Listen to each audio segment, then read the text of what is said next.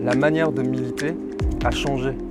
ces dernières années, logiquement. Les néo-militants, les gens qui militent aujourd'hui, qui ont 30 ans, qui ont 20 ans, ou parfois même un peu moins, ne se retrouvent pas dans la manière de militer de nos parents ou de nos grands-parents qui étaient forcément très liés à des partis, à des syndicats. Aujourd'hui, quand vous regardez les têtes de cortège dans les manifestations, ces têtes de cortège sont souvent composées de beaucoup de personnes qu'on ne retrouvait pas dans les manifs avant, souvent très jeunes et sont souvent beaucoup plus importants, voire tout aussi importants que les cortèges qui sont organisés par les partis ou par les syndicats. Ce qui veut dire qu'il y a une volonté de la part des citoyens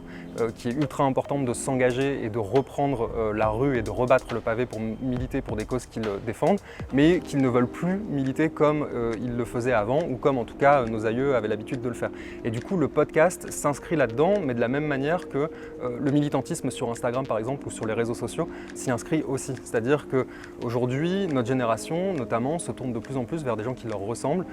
pour s'auto-organiser, s'affranchir des codes des partis et des syndicats et potentiellement passer à l'action, mais de manière très locale ou alors par tout petit groupe. On le retrouve par exemple beaucoup dans les milieux féministes aujourd'hui. Il y a des comptes ou des podcasts qui font beaucoup de pédagogie sur le féminisme et il y a beaucoup de jeunes femmes, ou de moins jeunes d'ailleurs, qui se tournent vers les personnes qui dirigent ou qui animent ces podcasts-là pour récupérer des moyens d'action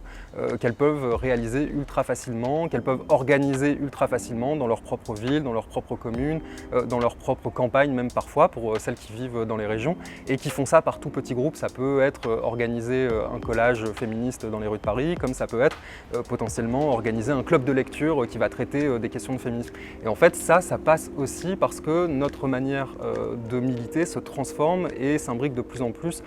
au travers des moyens de communication qui sont les nôtres aujourd'hui, donc les réseaux sociaux, et le podcast natif en l'occurrence est forcément lié aussi à ça et est un formidable vecteur de savoir et aussi un formidable vecteur de contenu pédagogique et didactique parce qu'en plus d'écouter le podcast et d'y apprendre des choses,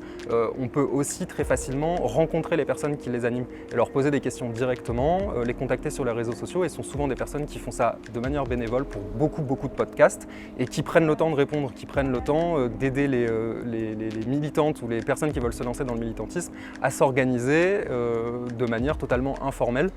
et par petits groupes partout à travers la France.